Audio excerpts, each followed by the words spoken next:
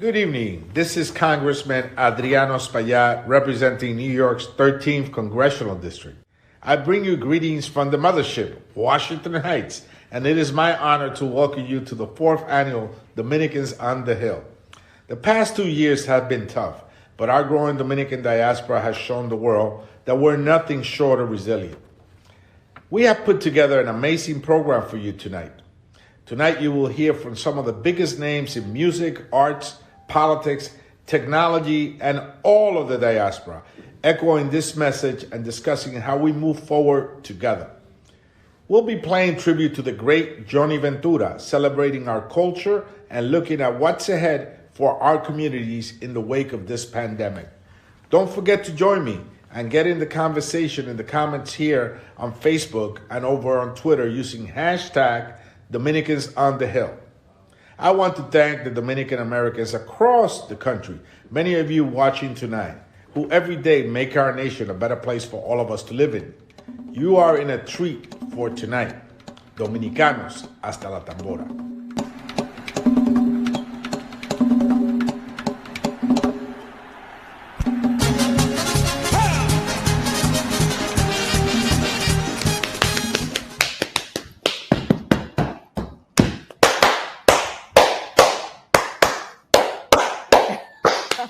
¡Uepa!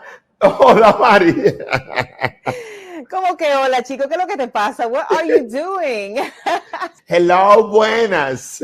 Yo y no me pierdo eso. Celebrando que soy dominicano hasta la tambora. Bueno, mi corazón, yo también soy dominicana hasta la tambora. So let's keep this celebration going because you know how proud I am to be dominicana. But Brea, we have a show to do. So let's get this party started right now. Right now, sí, pero es que con la emoción, con mirando el guión y preparándonos para todo esto se me olvidó. Y mira la hora que es, así que vamos a comenzar esto, a celebrar lo grande que somos como dominicanos, dominicanos hasta la tambora.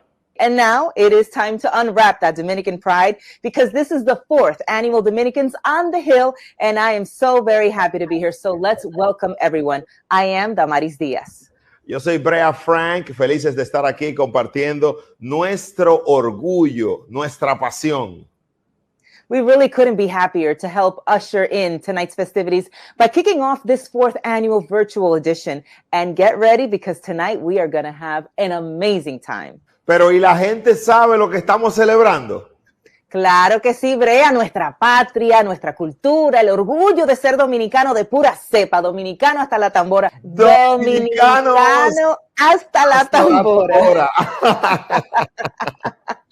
Wow, Brea, but in all seriousness, we've had such a difficult 2 years with this pandemic, but hey, we are still here and we are staying strong. And tonight we are celebrating our resilience, nuestro poder, our achievements as individuals and as a community.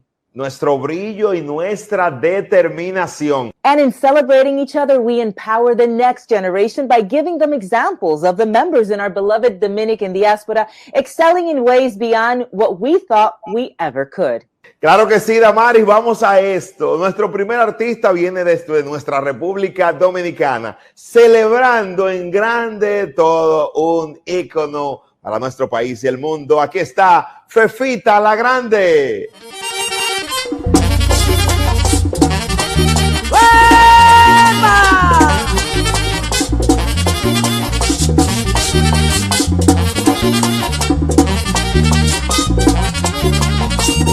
Este es el merengue, mamá de la agarradera. ¿Cómo? Este es el merengue, mamá de la agarradera. La baila la silla conmigo y también la vieja. Que no soy yo. La baila la silla conmigo y también la vieja. La agarradera, no la bailo yo. La agarradera, No la bailo yo. La bailó Fefita y se murió. La bailó Fefita y se murió. ¡Uepa! Johnny Ventura, inmortal, te vamos a recordar por siempre. Allá de para allá. Ahí.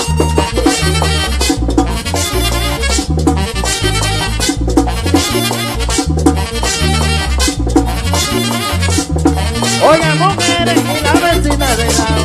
Oigan mujeres y la vecina hay de nada. ¿Cómo? La agarradera, segurito que han bailado.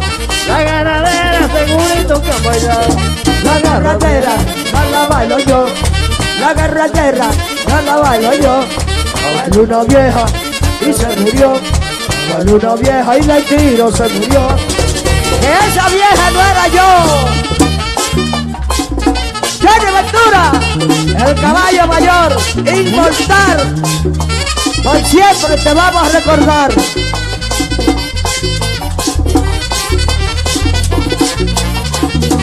¡Guau!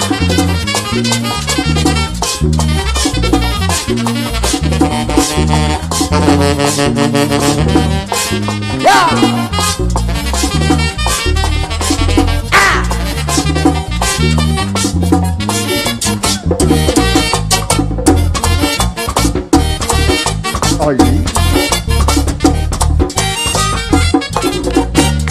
El aplauso fuertísimo para el inmortal Johnny Ventura.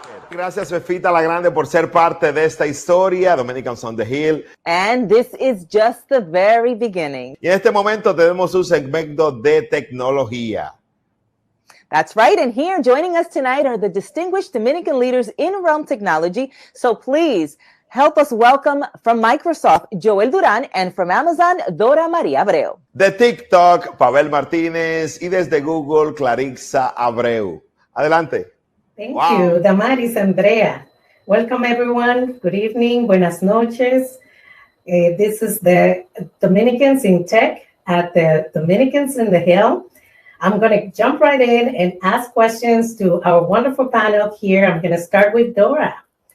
Dora, as a woman raised in a Dominican neighborhood in New York, how has the culture influenced you in your identity, in your career, in your performance at the workplace?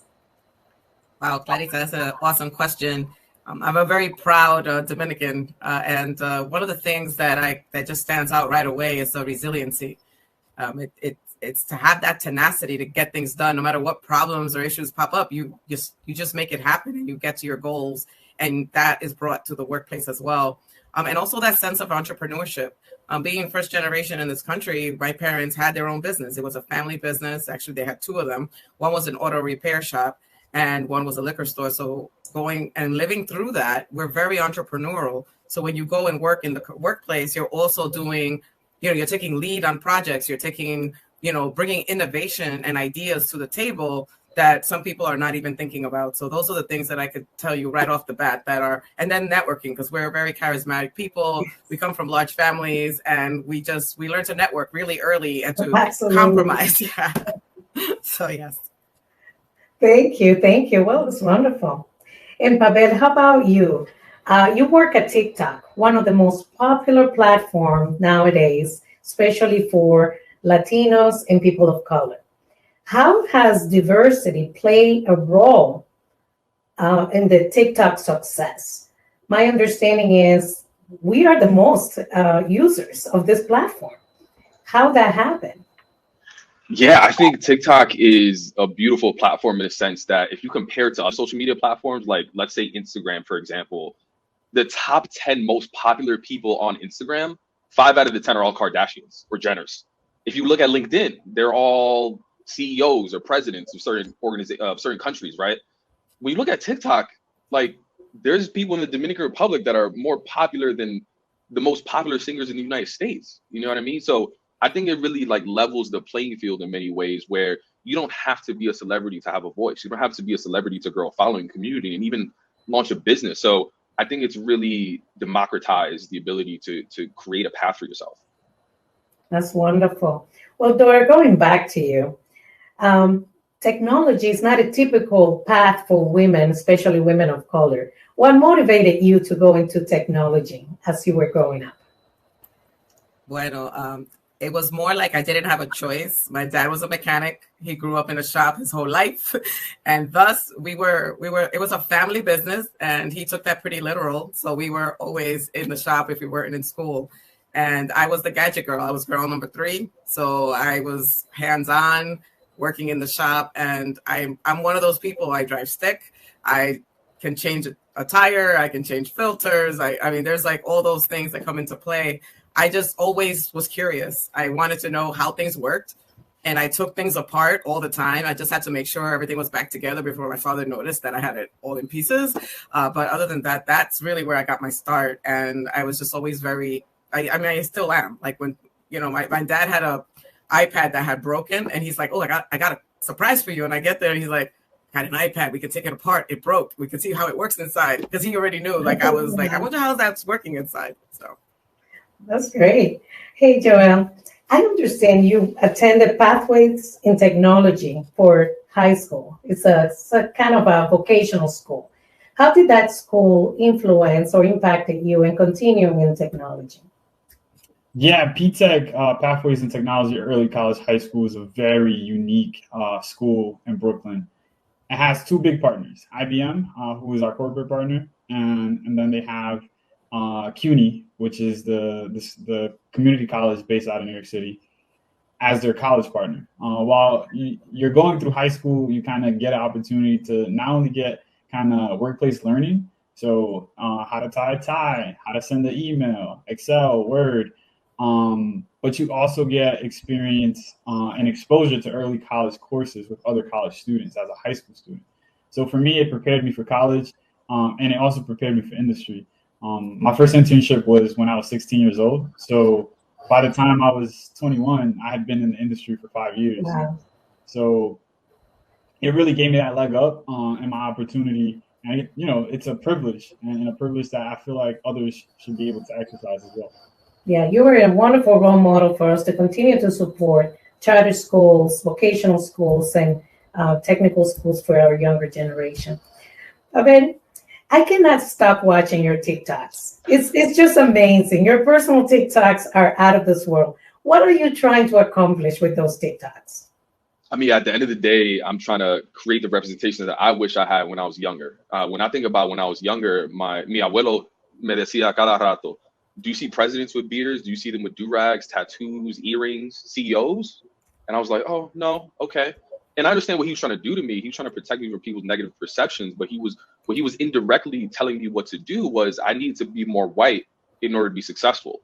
So when I went into corporate America, I wasted days out of my week to try to be more white. I used to study white popular American culture. Instead of listening to El Alfa, Antonio Rosario, I would listen to Bruce Springsteen. I would study Riverdale and binge watch shows just to be able to feel relatable. You're losing your identity, right? I was losing my identity in many ways because I would really just try to be relatable. It wasn't until I found out that what set me apart was actually my strength and not my vulnerability that I realized that, no, I should embrace who I am, right? So TikTok allows me to talk about some of these experiences, build a community, like-minded people, but also for me to finally be that representation for someone that is talking to their abuelo. And when their abuelo says, yo, do you see presidents with beards and all these kind of things? You could be like, no, but I see Pavel. Pavel is working at TikTok. Pavel is doing this thing. So and he looks like me. Exactly. He looks like me. So I just want to be that representation for people that I wish I had when I was younger. I congratulate you so much for that effort. It's wonderful. And one last question, and maybe Pavel, you can answer that, and anybody else can chime in. Access to broadband is critical for people to have access to technology, for us to be able to be successful as a community. How do you think the lack of broadband access have impacted the development of our communities and their economic development success? Yeah, I mean, if you look at, I don't know, decades ago, the only way that people used to be able to learn is to physically be in an educational institution, an academic institution, to be able to be accepted into certain things, right? And even if you want to go to like Harvard, let's say, like if you go to Dominican Republic, I mean, just think about the miles needed to take the trip, right? These days, there's so much education and knowledge that you can gain just from having internet access. Okay. Not only the education, but you can learn how to launch a business and then go launch a business.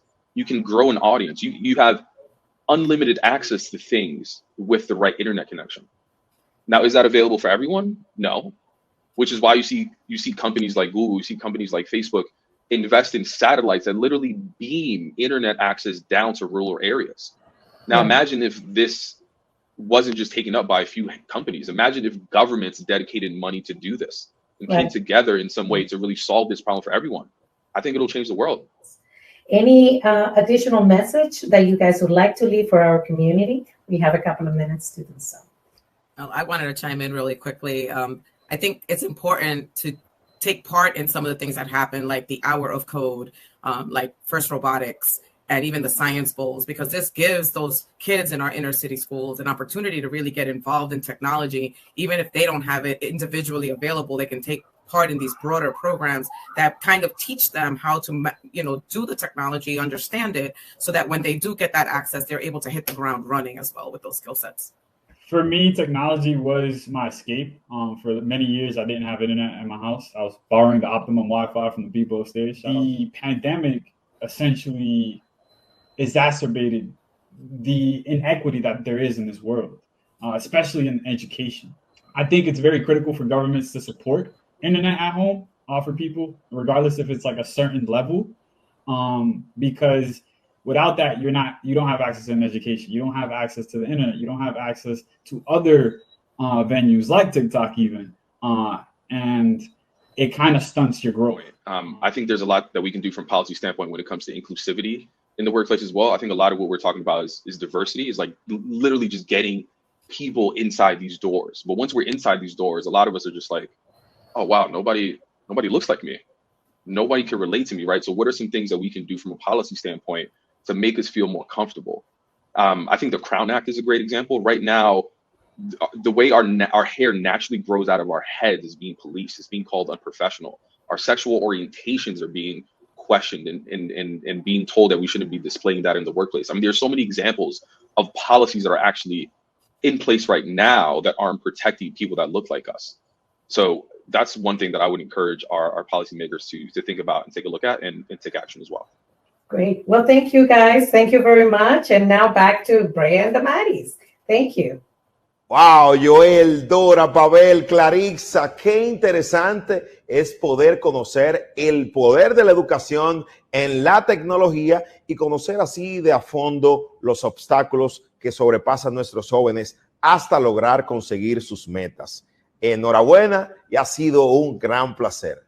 We certainly live in a technology-based world, and it's imperative that all of our children have equal opportunities when it comes to education. And I love that these leaders in tech are building bridges to close that opportunity gap, Brea. Así es, Damaris, son una gran inspiración, aunque tenemos mucho más por hacer. Pero en este momento me gustaría que les rindamos un homenaje a estos héroes de la diáspora dominicana que lo han dado todo por nuestra dominicanidad y los recordamos en este minuto de silencio.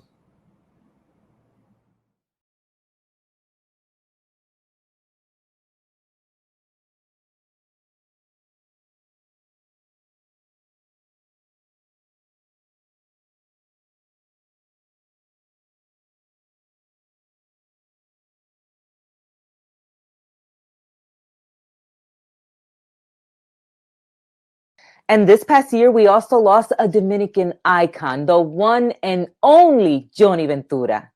También conocido como el caballo mayor, Johnny Ventura, legislador, político, se encargó de llevar nuestra música por el mundo, ganador de Grammy, y su música siempre será un gran tesoro. And that is why tonight's program is dedicated to the life of the great Johnny Ventura, el caballo mayor. And we would like to begin honoring him tonight with this next number featuring international recording star Manny Cruz. Hola, soy Ana Quesada, senadora estatal del estado de Rhode Island.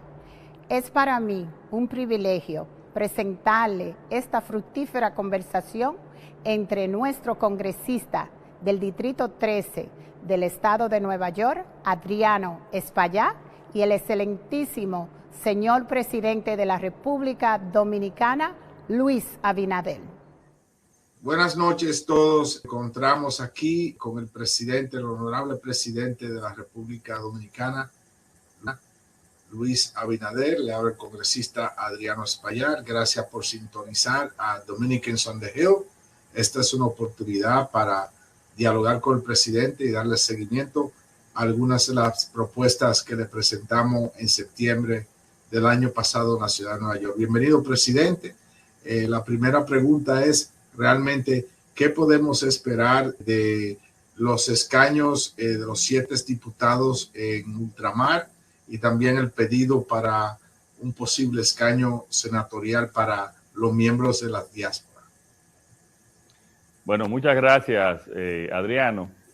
Los puntos que nos presentaron, nosotros creamos una comisión de trabajo donde le está dando seguimiento la ministra Gianilda Vázquez y estamos trabajando en todos y cada uno de esos puntos. Algunos de esos puntos ya hemos avanzado porque más allá de los puntos que nos reunimos con ustedes, como ustedes saben, incorporamos otros puntos de otras personas que estaban y otros sectores que estaban preocupados por otros temas y también lo incorporamos como nuestra agenda con la diáspora, que para nosotros es fundamental.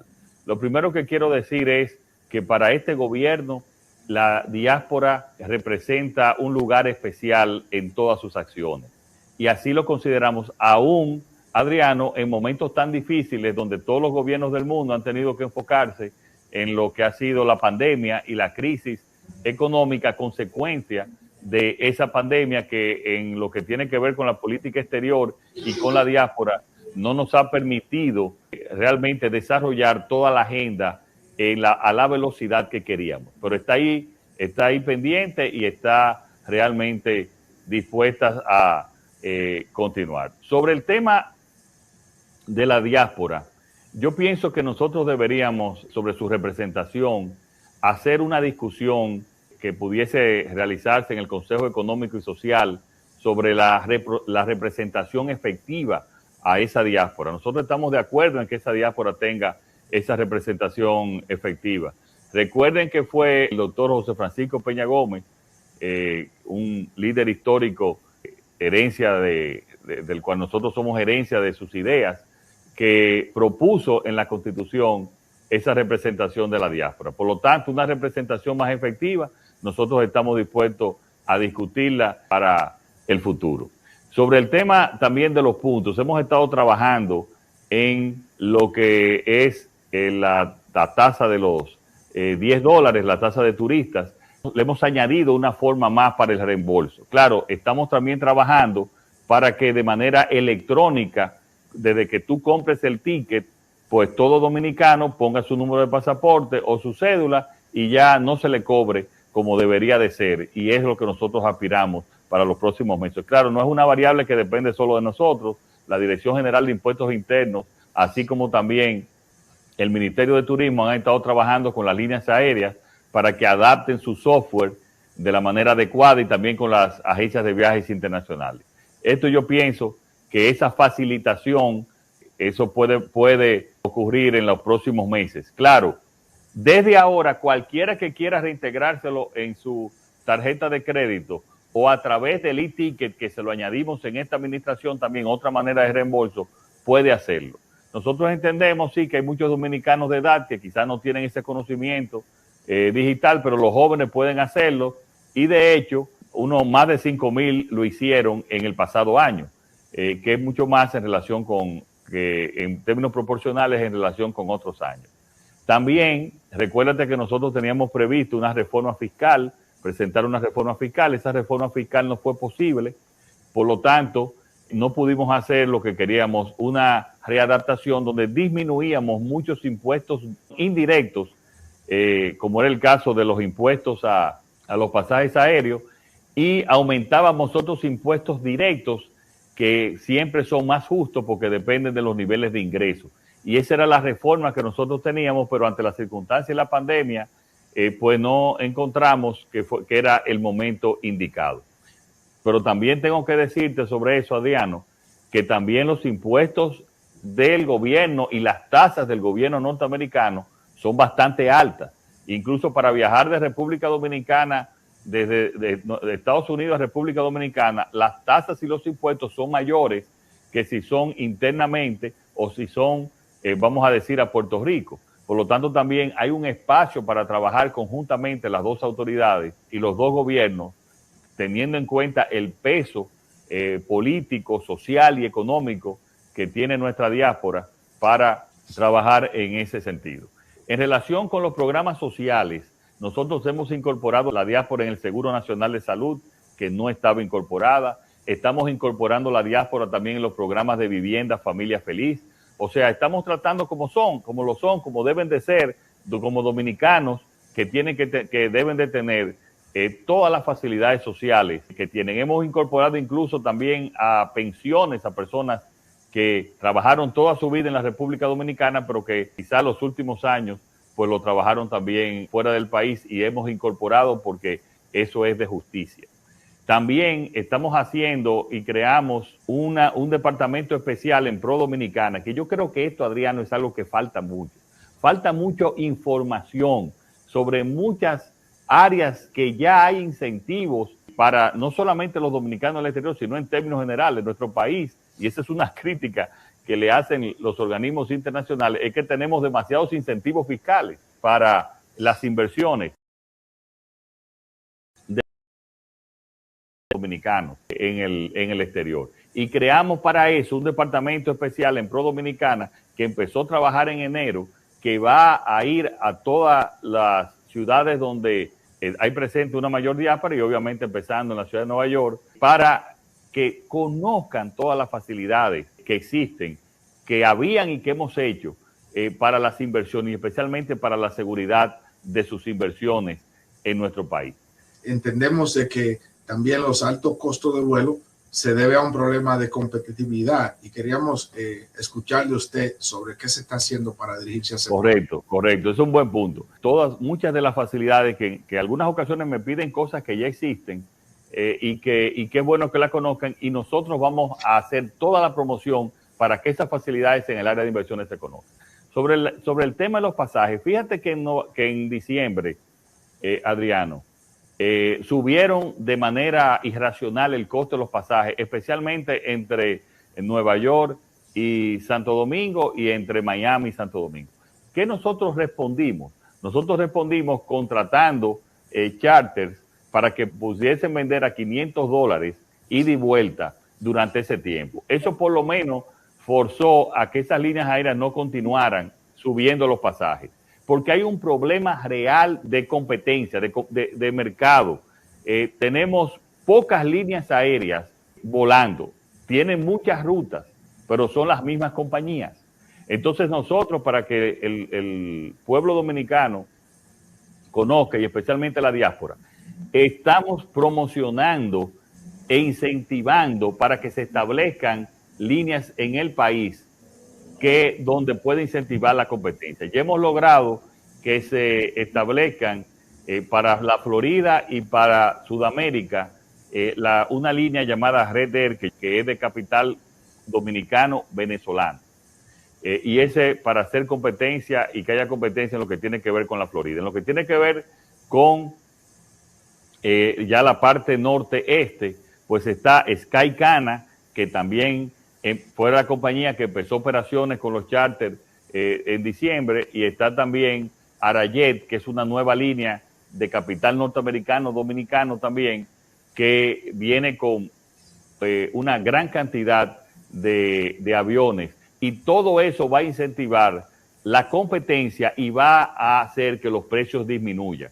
Además de eso, también tenemos por lo menos 2 proyectos más de líneas aéreas para establecer una línea aérea nacional, y de tal manera que esos costos desorbitados que lo lleva la falta de competencia, como hemos hablado, pues no existan en el futuro. Claro, tenemos año y medio de gobierno, empezamos en una pandemia, no hemos olvidado lo importante, hemos tenido que atender lo urgente que era la pandemia, pero no hemos olvidado temas importantes, y sabemos que en este periodo de gobierno vamos a llevar la competencia para que disminuyan los precios de los pasajes, así como muchas otras atenciones y garantías y promociones e incentivos, que no es que nosotros, la diáspora exige, es que la diáspora se lo merece por todo lo que ha hecho por nosotros, por nuestro país. Bueno, presidente, muchas gracias por su intervención y toda la información que le ha brindado a todos los dominicanos y amigos de dominicanos que se encuentran presentes aquí en esta conferencia de dominicanos en el Capitolio. Le damos las gracias por su interés y su apoyo y su solidaridad a la diáspora, y esperamos seguir este diálogo y logrando cosas para la misma. Quiero reiterarte que en este año pues iremos o estaremos nosotros o estará una representación nuestra para ya hacer una misma conferencia que hicimos el año pasado en septiembre, pues hacerla ya con los resultados de cada una de las áreas que nosotros discutimos e informándole a la diáspora de otras acciones también que estamos haciendo. Hay en los próximos días también vamos a anunciar algunas propuestas educativas, porque yo le pido a todos los dominicanos que viven allá en Estados Unidos que se mantengan en contacto con nuestro país, que vamos a incentivar esas áreas educativas para que envíen a sus hijos a conocer nuestra historia, nuestra cultura. Estamos apartando también unas becas especiales para los dominicanos en el exterior, pero que vengan con esas becas a estudiar aquí, en áreas donde puedan también desarrollarse. O sea, estamos muy animados en seguir esa agenda y en concluirla para favorecer a todo nuestro pueblo, y más con el agradecimiento que le tenemos, con su solidaridad, con su apoyo que han demostrado en esta crisis, aumentando las remesas que han llegado a nuestro país. Y muchas gracias a ti por ser el vocero principal de esos dominicanos, que cada día pues, nos envía tantas comunicaciones para lograr esos objetivos. Muchas gracias, presidente, y gracias a todos los que están sintonizando. And now I leave you with some of the friends of Dominicans on the Hill. Hey, this is Al Horford with my wife Amelia Vega. Hey. We're proud Dominicans, Dominicans on the Hill. I'm a professional basketball player for the NBA, for the Boston Celtics. And my American dream started when I came to the United States at 14. And really, this country taught me the importance and value of hard work. And if you work hard and you focus and you do the right things, you be a good citizen, you can accomplish a lot of great things in this country. And I'm very proud of that. I'm very proud of having that and being a Dominican and representing all our people. And being an example that if you work hard and you do things the right way, you can make it. Exactly. Well, I'm Amelia Vega. I'm a Miss Universe title holder, mommy of 4, a singer, and also an author. And all of this was accomplished in the United States. It's a country that has opened its doors. It's my home. I love, and it has made me a proud Dominican in another country with so many opportunities. Like Al said, if you work hard, you can accomplish everything you definitely dream. Definitely. It's honestly the most special country besides obviously mine in the world. So thank you so much. También Adriano Espaillat, un besote. Everybody enjoy the event. It's amazing. I learned so much and I hope you guys do today as well. Un besote. Señores, estamos muy orgullosos de nosotros. Estamos en todas partes del mundo. En la primera parte de este programa hemos visto dominicanos destacados en la música, en la política, en televisión, radio, tecnología. And we are about to show you Dominicans in yet another sector that is equally as important. And I'm speaking about public safety. Here to tell us a little bit more about just that is a leader in public safety and an avid advocate against gun violence. Let's please welcome New York City Mayor Eric Adams. Good evening, everyone. Buenas noches. I am so thrilled to join the 4th annual Dominicans on the Hill celebration. And public safety is my #1 priority. The alarming rise in gun violence in New York City and across the nation has inflicted too much heartbreaking tragedy on us all. We must turn this pain into purpose, unite, and take action. I thank our incredible host, Congressman Espaillat, for bringing together civic leaders and everyday Dominican heroes. But we must also reflect on those who came first, parents and grandparents, who came here without knowing the language and without security. They gave us a foothold so we might stand. I will leave you with the words of my mother, which after the past 2 years feel more fitting than ever. She told me, when we find ourselves in dark places, those places can either be burials or plantings. We're going to turn them into plantings. Now, it is my pleasure to introduce this evening's segment on public safety and gun violence.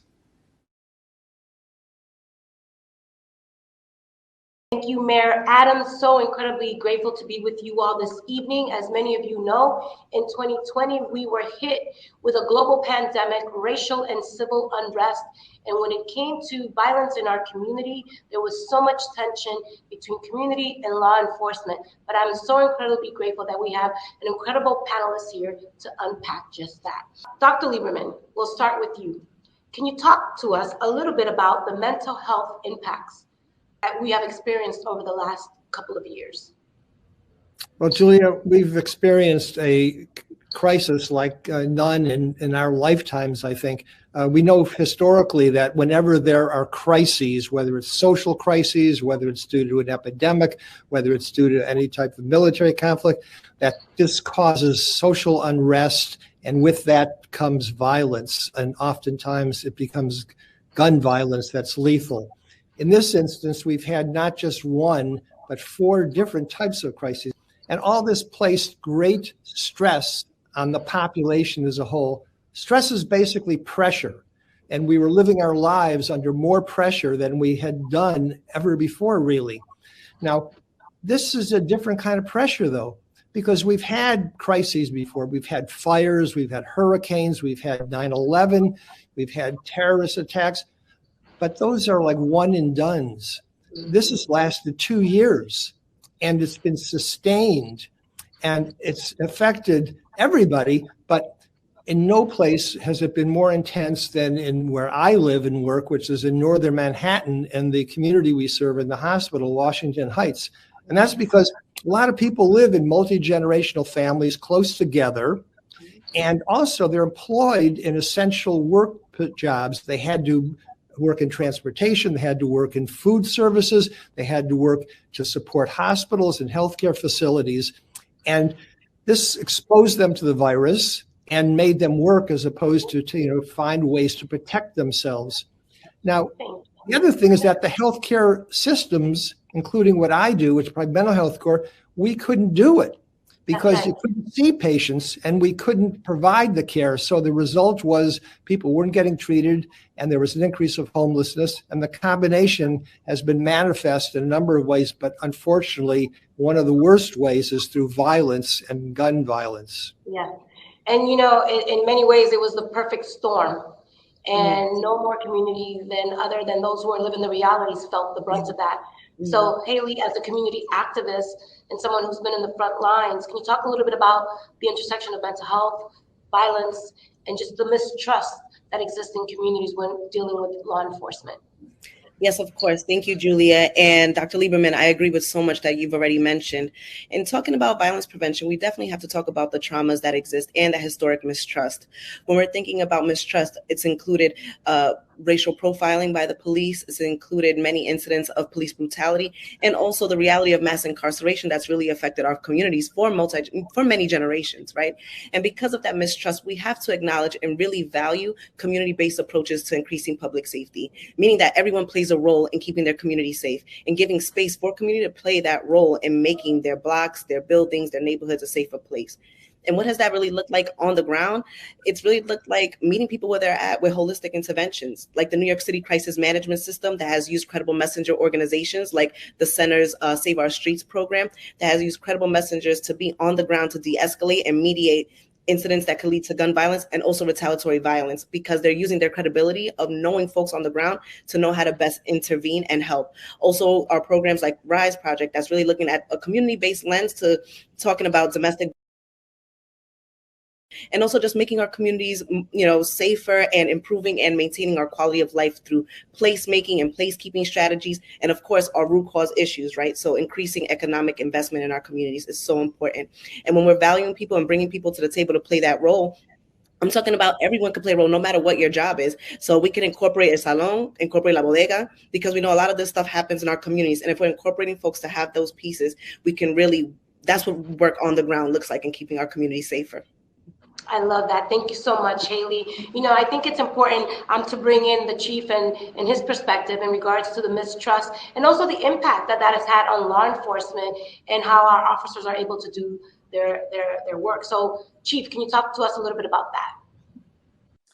Yeah, Julia, thank you. And to Dr. Lieberman and Haley, absolutely spot on comments. And listen, there's no secret to it.